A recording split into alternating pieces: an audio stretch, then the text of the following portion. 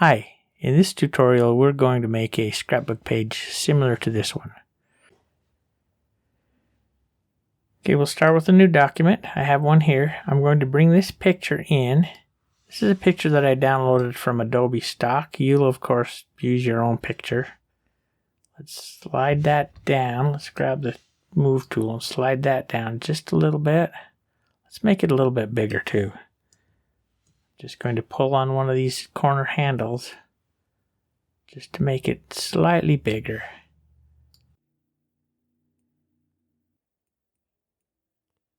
Something like that. Click the check mark and I'll move it over just a little bit, and I think we'll leave it right there.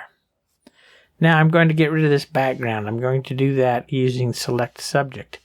To use the select subject, click on this tool right here. Now it might be the quick selection tool or it might be the magic wand tool, whatever you used last. But it'll bring up your selection tools down here and you can click on select subject and Adobe Photoshop Elements will try and select the subject for you. And it does a pretty good job. Let's zoom in by holding Command and the plus sign or Control and the plus sign. If you're on a PC, hold down the space bar. You get the hand tool that you can scroll around. Okay, now it missed a little bit right there. So with the quick selection tool, just hold down the Option or the Alt. We'll just subtract this part out of the selection. A little bit there. Okay, let's hold down the space bar. And we'll scroll over here. Now it's not selecting this part of the hair, so we need to hold down the Shift. We'll just select that part of the hair. Now it selected everything, didn't it? Alright, we want to just deselect this green part. So hold down the Option or the Alt. We'll just get in there, just get that green part. The background. Let's get rid of that. Okay, something like that. Let's take a quick look up here. Let's hold down the Option. Just get right in there. Whoop, too far. Hold down the Shift. Get that hair selected again. Okay, we don't have to be crazy with this because we're going to take it into Refine Edge anyway. So that looks good.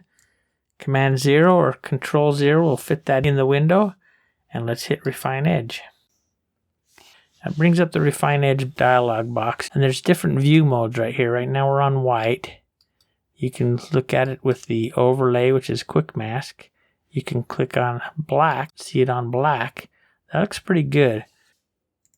Let's see if we can zoom in. Command plus or Control plus. I think that looks really good. I think I'm just going to leave that. We could just use this brush right here and just kind of brush the edges. Brush the ends of that hair a little bit. And it might pick up a little bit of those ends just a little bit more. I think that looks a little bit better. Actually, it did a really good job. So I think I'm just going to leave it just like that. Maybe I'll just come down here just a little bit on this edge. Yeah, I think that looks good. I'm just going to click OK. Make sure you have the new layer with layer mask selected. Click OK. And there we have the background gone. So let's zoom back out. Let's bring in a background. I'm going to use this background. This is the dark brown silk. I like that texture in it. I think that looks pretty cool. So I'm going to use that. Now I want to bring a border around here. So I'm going to get the rectangular marquee tool. I'm going to use these rulers across the top and down the side. Just come in 1 inch, down 1 inch, and click and drag. And I'm going to come to the 11 across the top and 11 down the side. And there we go. Now I'm going to make a new layer because this border is going to go on a new layer. Come up under Edit. Stroke Outline Selection. I want it to be 75 pixels. That's good, but I want it to be the color. I want it to be the color of her shirt. It's blue color. So let's click on that color swatch. It opens the color picker, and as I move my cursor over here into the image, it turns into an eyedropper. I can just click on the blue of her shirt and click OK. I'll click OK there, and we've got our blue border. Now I don't want that blue border to just be plain border. I want it to have the texture in it. I want to match the texture of the background. So I'm going to use the blending modes on that. Let's deselect that. Command D or Control D. We'll deselect, get rid of those marching ants. Let's come up here with our border layer selected. Come here and click on the normal. That will select our blending modes. If you select this blending mode, now you can hold down the shift and use the plus sign to toggle through those blending modes. We'll just see what they do. There's darken, multiply, color burn, linear burn, darker color. None of those. I don't like any of those yet. Screen, color dodge looks kind of nice. I like color dodge. Linear dodge, I like that too, but I think I like color dodge better. I like the darker blue. We'll just keep going. That looks nice, but I like the whites in the color dodge. Okay, there's a couple that I like in there. I think I'm going to go back up to color dodge. If you hold down the shift and press the minus sign, it'll go back up. I think we're going to use color dodge. Right there. I like that. Okay, now I need to bring in some type. So I'm going to get the type tool. I want the type to be the color of her shirt, but maybe the darker part of the shirt. So I'm going to click on the color. Click on this button down here. Will get us the color picker. And now as I move my cursor over into the art, it turns into a eyedropper. Let's just click on the darker pink color. Click OK. And I'm going to want this to be probably, we'll just go up to about maybe 70. Okay, 69, that's good. Let's try that. And I'm going to type. Okay, now I could maybe go a little bit bigger than that. So let's select that again. And I'll just hover my cursor over this word size and hold down the mouse button. It turns into a hand with an arrow going both directions. And I'll just drag that till it's the size that I want, which is maybe about right there. Click the check mark. And when I click the check mark, I already get the move tool. So I can just move that into place. I'll just bring that about right there, and I like that.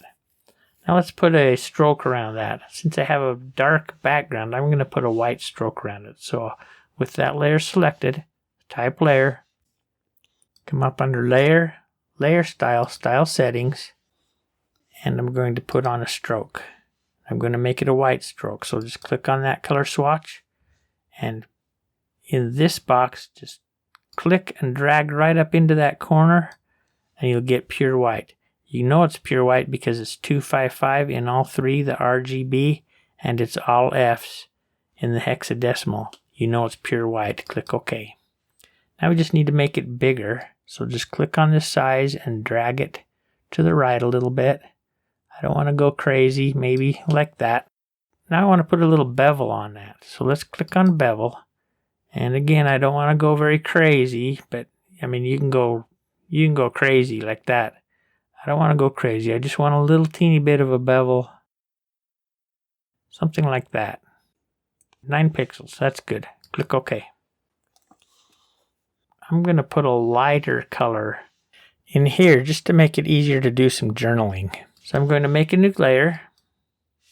Come and get the rectangular marquee tool. I'm going to come in about, on the top ruler, I'm going to come in about 1 3/4 inches. And I'm just going to come down a little bit below our best friends type. Click and drag. Across the top, I need to bring this so that everything's even. I need to bring that to 10 1/4 and 10 1/4 down the side as well. And then everything will be even right there. Let's fill that with white. Shift backspace or shift delete. We'll bring up the fill layer dialog box and we'll just fill it with white. Deselect that. Let's change the blend mode of that because I want to be able to see that texture. Let's try something first. Let's try the opacity. Let's just change the opacity. Let's bring it down to 50. That doesn't look too bad. Let's try something else. We'll name this opacity. Okay, let's make a copy of that layer. Command J or Control J will make a copy of that layer. Instead of opacity, I'm going to change this to soft light. So I'm going to name it soft light. Now I need to go change it to soft light. So I'll bring the opacity back up. And I'm going to change it from normal to soft light. Let's take a look at it and see what it looks like. There's soft light. And there's opacity. I like the soft light version better. You can see the texture a lot better, but it's still just a little bit too dark. So I'm just going to copy the soft light layer, Command J or Control J. Now I have 2 layers of the soft light. This is what they look like. Let's put them in a group.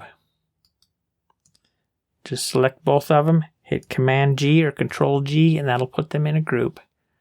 This is our soft light group. Now let's look at soft light or opacity. Can you see the difference? Even though the color is about the same, you get a lot more of the texture that comes in. So I'm going to stay with the soft light. So I'm going to throw this opacity layer away. Let's go ahead and put a little bit of type in there. Grab our type tool. Let's type with black. Let's change the size. Yeah, we don't need 93 pixels. Let's take that down a ways. Click right in there and let's type. Put your type here and you can continue typing and fill in everything, do all your journaling, whatever you want to write in right there. Or you can bring in more pictures if you want, or some more embellishments, some different graphics over here. You can modify this as much as you want. Make it your own. We learned a lot of things in this tutorial. We took out the background of a picture, created a border and filled it with a color, and changed the blend mode to keep some of the texture. We created our type and used layer styles on it to give it some dimension and interest. And we created a box for journaling, used the soft light blend mode to make it lighter than the background and kept the texture in that. I really like that texture going through the background text box and border. So that's the end of this tutorial. Thanks for joining me. Don't forget to hit subscribe, and I'll see you in the next tutorial. Thanks. Bye.